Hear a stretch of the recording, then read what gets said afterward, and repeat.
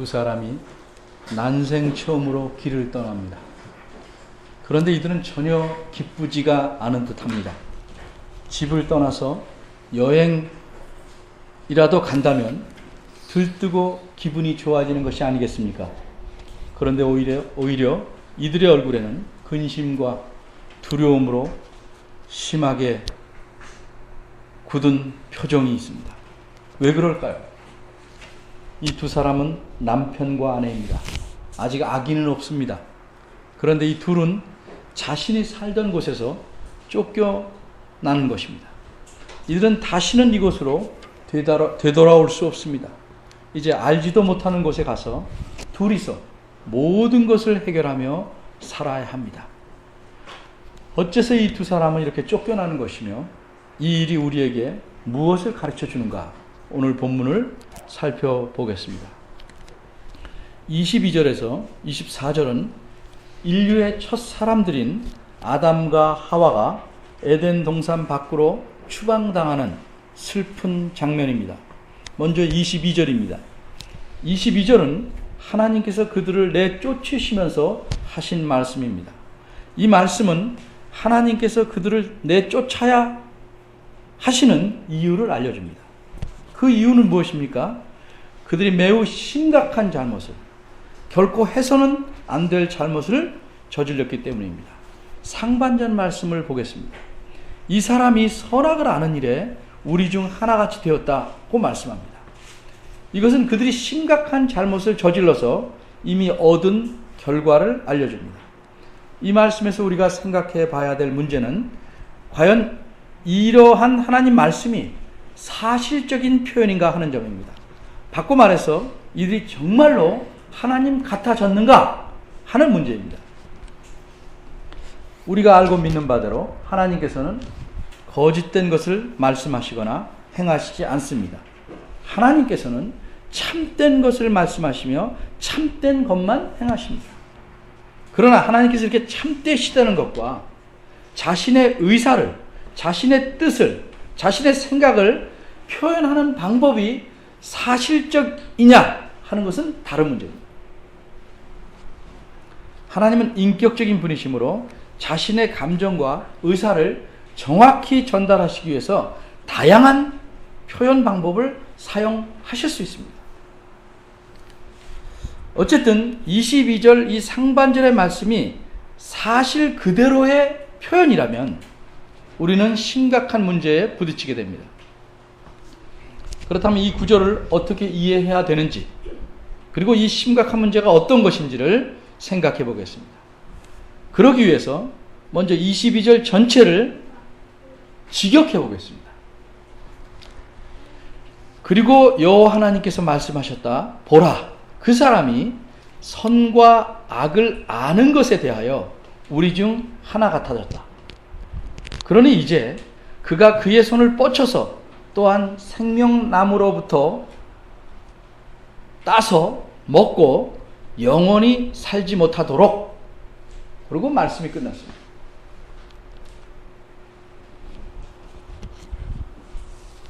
말씀을 다 못 마치고 자신이 취할 행동을 하신 것입니다.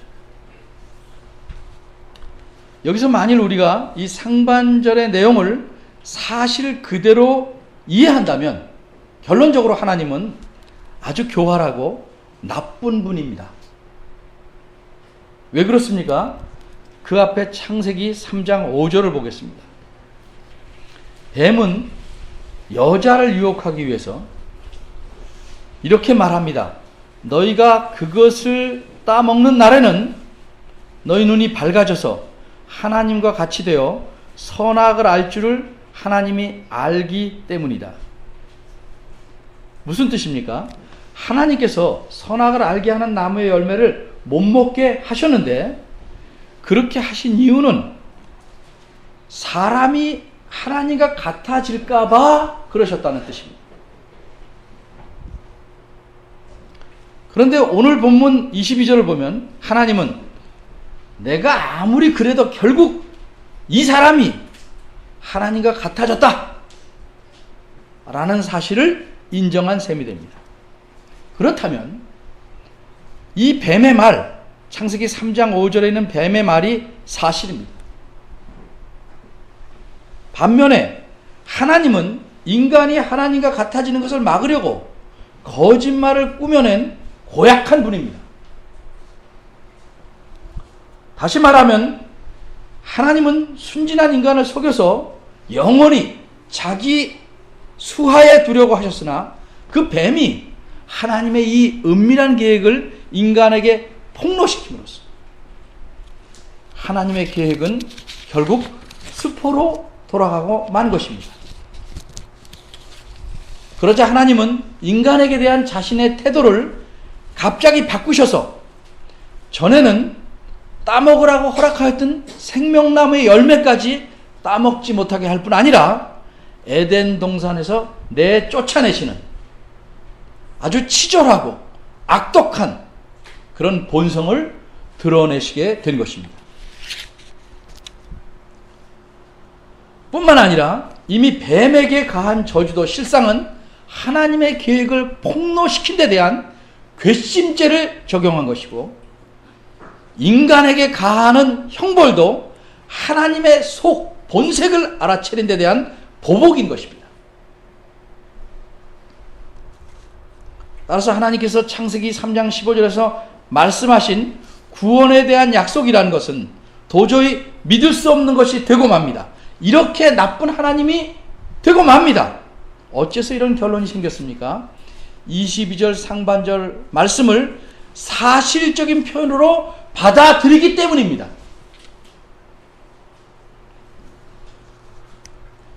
따라서 우리는 22절 상반절의 말씀을 사실적인 표현으로 이해해서는 안 됩니다. 이렇게 이해하면 하나님은 아주 이상한 분, 나쁜 분이 됩니다. 따라서 이제 하나님의 위엄과 명예와 진실성을 조금도 손상시키지 않을 그런 관점에서 22절 말씀을 생각해 봐야 합니다. 하나님께서는 사람이 선과 악을 아는 일에 하나님같이 되었다고 말씀합니다.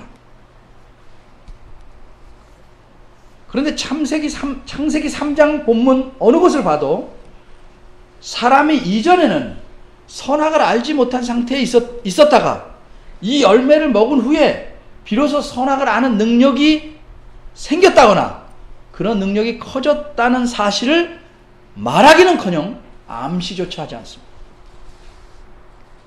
그 열매를 먹은 후에 일어난 변화에 대해서 성경 말씀에서 말씀하고 있는 것은 단지 3장 7절일 뿐입니다. 그들이 자기들의 벌거벗음을 알았다 하는 사실 하나뿐입니다. 사람이 뱀의 말을 듣고 금지한 나무의 열매를 따먹었으나 그 결과는 뱀이 말한 대로 되지 않았습니다. 뱀의 말의 핵심은 하나님과 같아진다는 겁니다. 선악을 아는 하나님과 같아지는 것이다. 그런데 그렇게 되지 않았습니다. 벌거벗은 것을 알았을 뿐입니다. 정확히 말하면 벌거벗음에 대한 인식이 달라졌을 뿐입니다. 따라서 하나님께서 22절에서 우리 중 하나같이 되었다고 하신 말씀은 그 뱀의 말을 고지 듣고 하나님을 버린 결과가 얼마나 비참한 것인지를 알려주는 반어적인 표현입니다. 바꿔 말하면 그 뱀이 한 말을 그대로 인용해서 말씀함으로써 뱀의 말이 거짓된 것을 드러내는 이른바 비꼬는 표현입니다. 예를 들어보겠습니다. 철수와 영수는 같은 반 학생입니다. 이 둘은 친한 친구인 듯 하지만 실상은 여러 면에서 경쟁 관계에 있습니다. 이 두 학생은 축구를 잘해서 반대항 축구 시합에 나갈 선수들입니다. 선수들마다 승리를 다 자신합니다. 이번 예선의 상대 학급은 다소 약한 반입니다. 그래서 철수는 이번에는 틀림없이 자기가 골 2개를 집어넣어서 확실하게 이기겠다고 장담합니다. 근데 영수는 할 말이 없어요. 자기는 수비 선수입니다. 그러나 철수에 대해서는 어디 내가 두 골을 넣나 보자 하는 마음이 있었습니다. 그런데 축구 시합의 결과는 예상외로 이 강하다고 생각한 철순의 영순의 반이 지고 말았습니다. 그러자 영수가 잘 됐다 싶어서 다른 하구들에게 이렇게 말합니다. 얘들아, 오늘 철수가 두 골씩이나 넣어서 우리가 이겼어. 사실상 철수는 한 골도 넣지 못했습니다. 그리고 지고 말았습니다. 그런데 영수는 철수가 두 골을 넣었다고 말했습니다. 이 말을 어떻게 이해될까요? 이것은 철수의 말을 인용해서 시합의 결과가 어땠는지를 나타내기 위한, 그래서 철수를 망신 주려는 반어적인 표현입니다. 철수의 말을 가지고 영수가 효과적으로 철수를 비꼬은 것입니다. 사실상 사람은 그 열매를 따먹어서 하나님과 같이 되기는커녕 자신의 벌거벗음에 대해서 알게 된, 벌거벗음을 수치스럽게 여기게 된 비참한 결과에 이르렀습니다. 그런데 하나님께서는 하나님 같이 되었다고 말씀합니다. 왜 그러셨습니까? 하나님께서 거짓말 하신 것이 아니고 그 뱀의 말을 인용해서 반어적으로 그 결과를 표현하신 것입니다. 이처럼 22절 상반절은 하나님께서 뱀의 말을 들은 사람이 어떤 결과에 이르렀는지를 뱀의 말을 따서 비꼬신 것입니다. 이제 22절 하반절을 봅니다. 하반절은 하나님께서 인간이 타락한 그 성품 때문에 어떤 짓을 할지 그 결과를 내다보고 하신 말씀입니다. 하나님은 사람의 이 타락한 성품이 어떻게 작동할지를 알고 계셨습니다. 그래서 그것에 대해서 대책을 마련하시려는 것입니다. 앞에서 직역한 바대로 하반절은 그러니 이제 하지 못하도록, 따먹지 못하도록, 빠진 말은 해야겠다 하는 문장일 것입니다. 인간은 이제 에덴 동산에서 영원히 살 수 없게 되었습니다. 왜? 그들이 하나님을 버린 결과입니다. 근데 이 결과는 그들의 성품에도 영향을 미쳤습니다. 그래서 그들은 자신들의 힘으로 영원히 살 수 있는 방법을 찾아보려고 합니다. 그들은 영원히 살 수 있는 것이 오직 하나님 자신에게 달려있다는 사실을 망각합니다. 그래서 한낱 나무에 불과한 생명나무에서 열매를 따먹어서 영원히 살아보려는 헛된 꿈을 갖게 됩니다. 그런데 선악의 지식나무의 그 열매를 따먹음으로써 하나님을 버린 사람들에게는 생명나무라는 것이 무의미합니다. 왜? 그걸 따먹지 않아야 거기서 사는 것이고, 거기서 사는 동안 영원히 산다는 것을 생명나무가 상징하는 것이었습니다. 그런데도 그들은 그 생명나무의 열매를 손에 넣으려는 이 헛된 계획을 시도할 것입니다.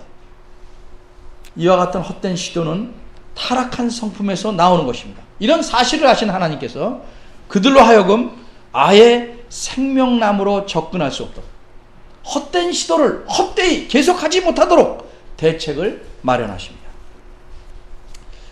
그런데 이 하반절 말씀에 대해서 자칫하면 두 가지 오해가 생길 수 있으므로 이 점에 대해서 먼저 설명하겠습니다. 첫째는 하나님께서는 사람이 영원히 사는 것을 원하지 않으시는가 하는 오해입니다. 하반절에서 하나님은 영원히 살지 못하도록 해야겠다 이렇게 말씀하셨기 때문입니다. 그러나 앞의 내용들을 다 보면 하나님께서는 인간과 더불어 영원히 함께 살기를 원하셨습니다. 그래서 그들을 에덴 동산에서 살게 하시고 죽지 않는 영원히 사는 방법도 가르쳐 주셨습니다. 그것은 아주 간단하고 쉬운 방법입니다. 모든 나무의 열매는 얼마든지 언제든지 먹을 수 있지만 단 하나의 열매만 먹지 않으면 되는 것입니다. 그러면 그 나무의 열매를 먹지 않는 한 그들은 영원히 살 수 있었습니다. 자, 예를 들어서 어떤 좋은 집을 빌려주셨습니다. 거기서 얼마든지 살 수 있는데 단 하나. 저 위에 있는 액자, 그 집 주인의 액자를 떼어내서 부수지만 않으면 영원히 산다고 했습니다. 나머지는 뭐든지 마음대로 할 수 있다고 했습니다. 벽을 터도 좋고 붙여도 좋고 가구를 들여놔도 좋고 내놔도 좋고. 그런데 그것마저 하고 싶습니다. 그것마저. 주인 사진 있는 액자를 꺼내서 부숴버려요. 이 주인이 가혹한 것입니까?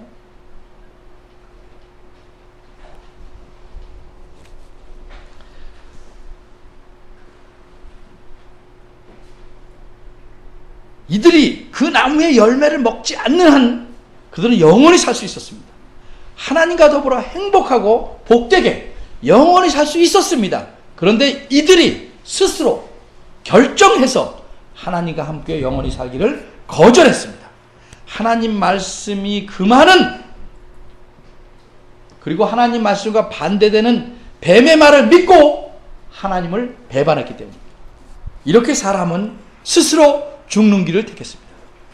그런데도 하나님께서는 그들에게는 다시 영원히 살 수 있는 길을 제시합니다. 그것이 무엇인가? 우리가 신약 성경에서 아는 바대로 하나님의 구원 약속을 믿는 믿음입니다. 이처럼 인간이 영원히 살 수 있는 길은 타락 전이나 이후에도 오직 하나님에게 달려 있습니다. 사람은 결코 자신의 능력이나 노력으로서 영원히 살 수 없습니다. 영생이라는 것은 하나님으로부터 주어지는 것입니다. 그런데 인간은 하나님께서 제공한 그 길을 통하지 않고 자신의 그 기지, 재치를 발휘해서 영생을 손에 넣으려고 합니다. 따라서 22절의 그 말씀은 인간이 스스로의 노력으로 영생을 얻으려는 헛된 수고를 하지 못하도록 하겠다는 의미로, 선한 의도의 의미로 이해해야 합니다. 둘째는 생명나무의 열매를 따먹으면 영생할 수 있을 것이라는 오해입니다. 하반절에서 22절 하반절에서 하나님은 따서 먹고 영원히 살지 못하도록 해야겠다라고 말씀하셨기 때문입니다. 우리가 보는 개역 한글 성경에서는 따먹고 영생할까 하노라 라고 표현되어 있어서 무슨 하나님이 걱정하고 우려하시는 듯한 느낌을 줍니다. 그러나 이 말씀은 하나님께서 사람이 이 생명나무 열매를 따먹으면 혹시 영원히 살 수 있게 될까봐 우려한 말씀이 아닙니다. 이 생명나무는 진짜 나무지만 특별한 효능이나 마술적인 힘을 가진 나무가 아니라 에덴 동산의 성격을 나타내는, 상징하는 나무일 뿐입니다. 설사 그들이 그 열매를 따먹었다 해도 그들은 영생할 수 없는 것입니다. 영생은 하나님의 주권에 달린 것입니다. 그런데도 그들은 타락 이후에는 마치 그 나무에서 영생할 수 있는 힘을, 능력을 얻을 수 있는 것처럼 믿는 잘못된 생각을 갖게 되었습니다. 그들은 타락함으로 하나님과 멀어져도 영생의 근원에 관한 하나님에 대해 올바른 인식을 가져야 되는데 그럴 수 없게 된 것입니다. 따라서 22절 하반절 말씀은 하나님께서 그들의 그러한 생각을 그대로 반영해서 그들 식으로 표현하신 것입니다. 우리는 이 표현을 보니까 타락이라는 것이 사람에게 끼친 영향이 하나님에 대한 생각까지, 인식까지 그릇되게 바뀌어 놓을 만큼 큰 것임을 알 수 있는 것입니다. 간추리자면 이 하반절 말씀은 단순히 생명나무의 열매를 못 따먹게 하기 위한 방어 계획이 아니라 인간의 헛된 수고를 막고 그들을 영생에 이르는 진정한 길로 속히 이끌기 위한 하나님의 은혜로운 배려였습니다. 이것은 인간을 구원하기 위한 땅 고르기 작업입니다. 그러므로 22절 상반절과 하반절 말씀을 풀어서 표현하면 사람이 이제는 죽을 수밖에 없는 비참한 결과에 이르렀으니 그들은 영원히 살 길을 찾으려고 헛된 노력을 계속 시도할 것이다. 그러니 나 하나님은 그들의 헛된 시도를 막아야겠다 하는 것입니다.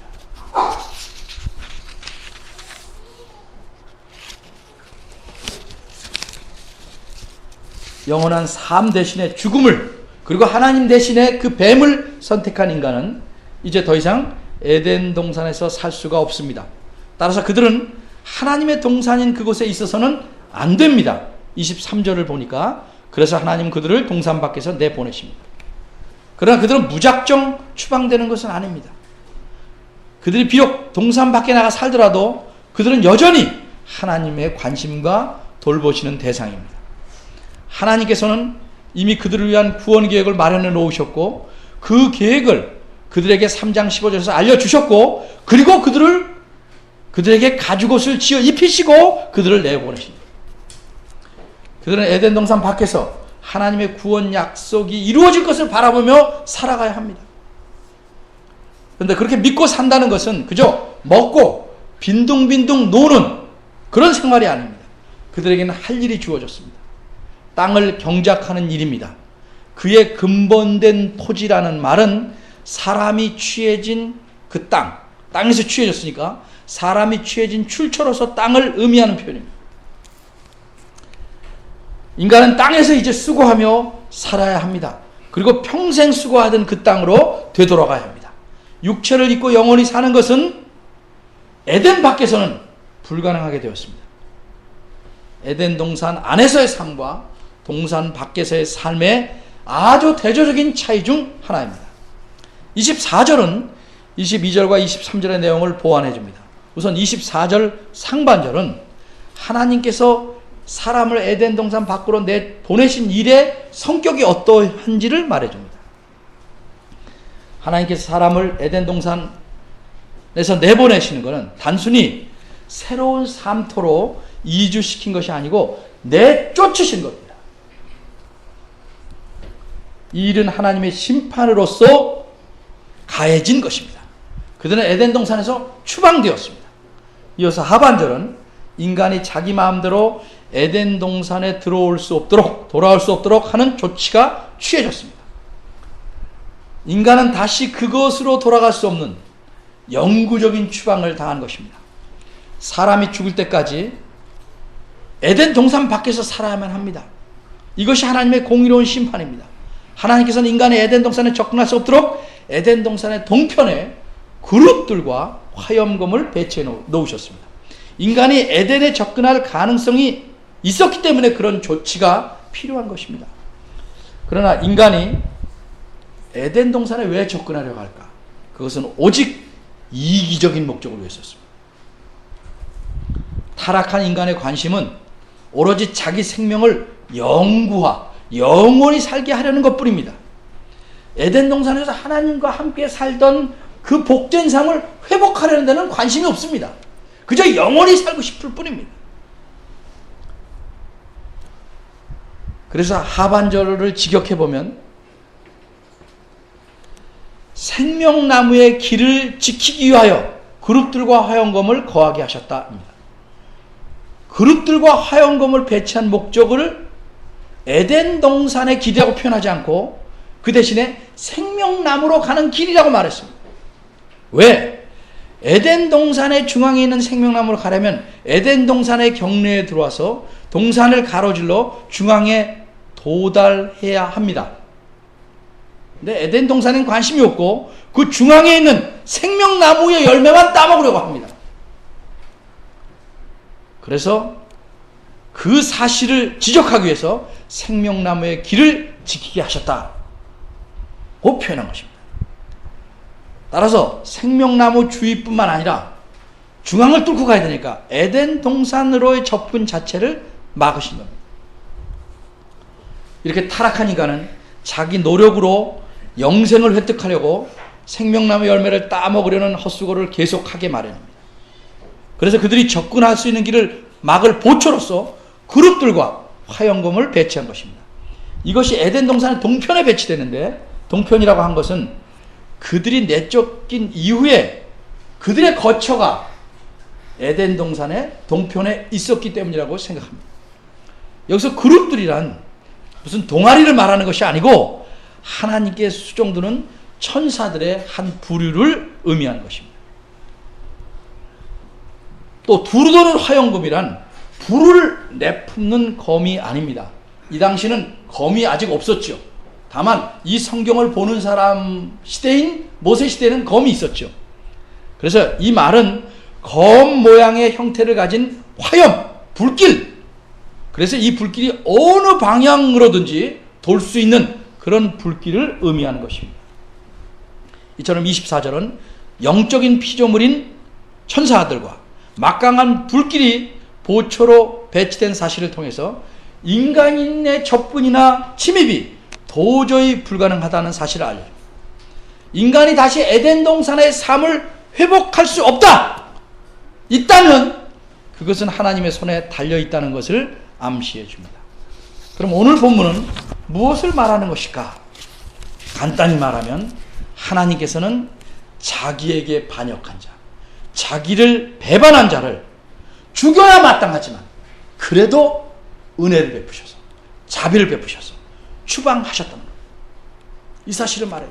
어디에서 추방했습니까? 에덴 동산에서 추방했습니다. 에덴 동산은 어떤 곳입니다? 간단히 말하면 하나님과 더불어 살던 하나님의 나라였습니다. 축소판 하나님 나라였습니다. 하나님과 함께 복된 삶을 영원히 누릴 수 있는 그런 곳이었습니다. 하나님께 반역한 자, 하나님을 배신한 자는 하나님의 나라에서 쫓겨날 수밖에 없습니다. 하나님과 함께 살 수 없습니다. 하나님의 복을 누릴 수 없습니다. 그런 사실을 말해주는 것이 오늘 본문이 말하고자 하는 겁니다. 그럼 여기서 마지막으로 두 가지 질문을 생각해야 됩니다.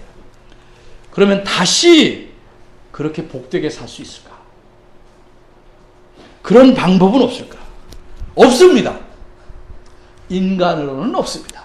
그러나 하나님으로는 있습니다. 하나님에게는 있습니다. 전에 에덴 동산에서 영원히 살 수 있는 길은 오직 하나님 말씀에 복종하는 것이었습니다. 그것은 무엇입니까? 따먹지 말라 하는 그 나무의 열매를 안 따먹는 겁니다. 안 하는 겁니다. 안 하면 영원히 복되게 사는 것입니다. 그러면 에덴 동산의 바깥에서 다시 회복할 수 있는 길은 무엇이냐? 이번에도 역시 하나님 말씀에 달려 있습니다. 이번엔 하는 것입니다. 무엇을 하는 것? 성경 여러 곳에 수없이 많이 말하지만 우리가 잘 아는 성경 말씀 하나. 저를 믿는 자마다 영생을 얻게 하려 하십니다. 예수 그리스도를 믿는 것, 그것입니다. 성경에서 영생을 얻는다는 것은 그저 단순히 오래 사는 것 아닙니다. 하나님과 더불어 하나님이 주시는 복을 다 누리는 것, 에덴 동산의 삶을 그렇게 표현하는 것입니다.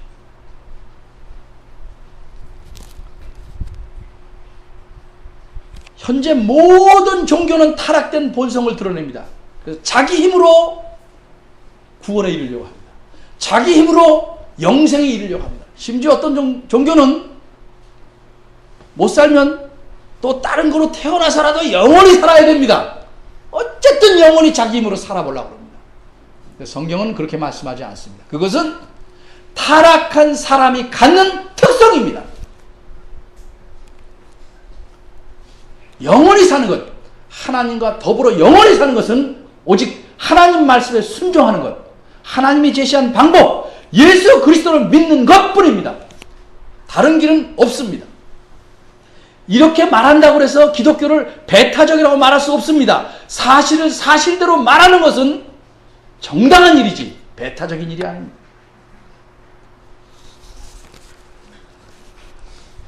사람의 힘으로는 하나님과의 다시 관계를 회복할 수 없고 하나님과 더불어 살 수 없습니다. 오직 하나님이 주신 방법, 십자가에서 모든 죄짐을 지고 죽으신 그분을 구주로 믿는 이 방법 외에는 없습니다. 한 가지 더 질문이 있습니다. 그렇게 해서 하나님의 은혜로 우리가 예수를 믿었는데, 그래서 하나님의 관계가 회복됐는데, 하나님과 더불어 사는데, 하나님 나라에서 사는데, 함께 사는데 왜 어떻게 복되지 못한가?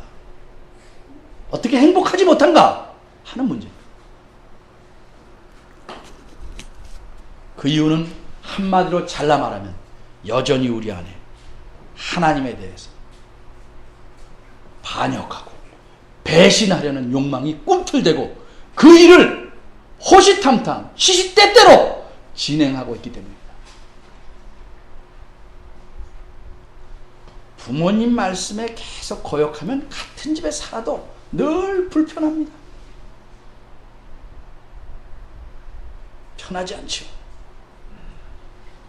하나님과 더불어 사는데 늘 하나님 말씀을 거역하려고 합니다.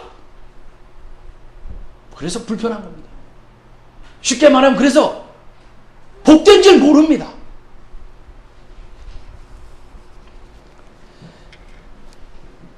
문제가 안 되는 건 다 말을 잘 듣습니다. 결정적인 것은 안 듣습니다. 사람들이 살아갈 때 길거리에서 부딪히면 어떻게 합니까? 아유, 먼저 가십시오. 양보합니다. 그런데 하나님께는 절대 양보하지 않습니다.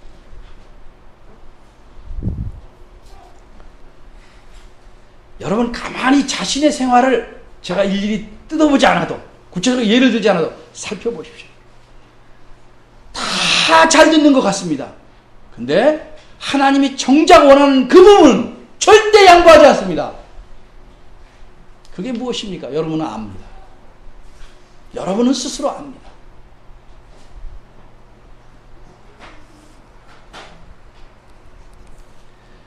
사람은 하나님에 대한 반역을 어떻게 표현하는가? 모든 걸 자기 손에 잡고 싶습니다. 자식도 내 손에, 아내도 내 손에, 남편도 내 손에. 왜 내가 잡아야 됩니까? 자기 말을 다 들어야 됩니다. 내가 하나님입니까? 하나님 말씀 듣자고 권해야지. 왜 내 뜻에 맞추려고 합니까? 그건 반역이 외적으로 드러난 아주 일반적인 현상입니다.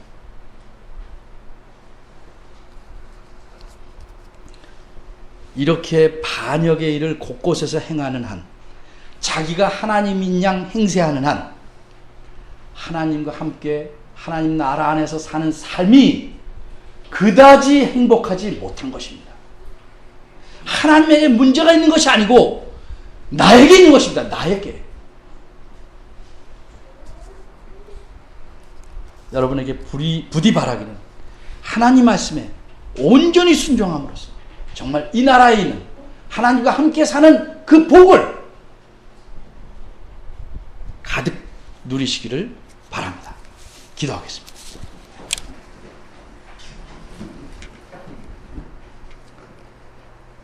하나님, 저희들은 참 뻔뻔합니다.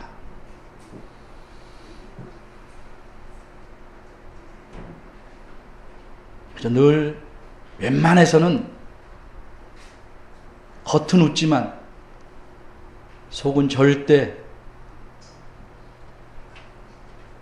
내 생각과 내 뜻을 굽히지 않습니다.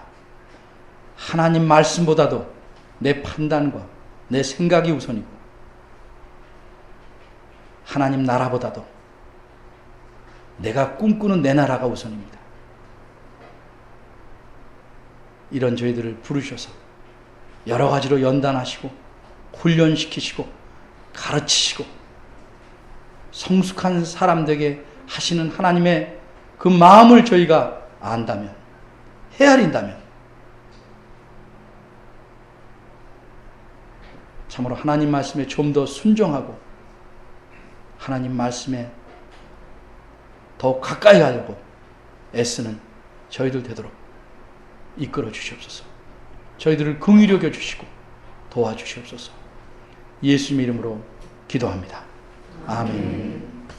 다 같이 일어나서 성령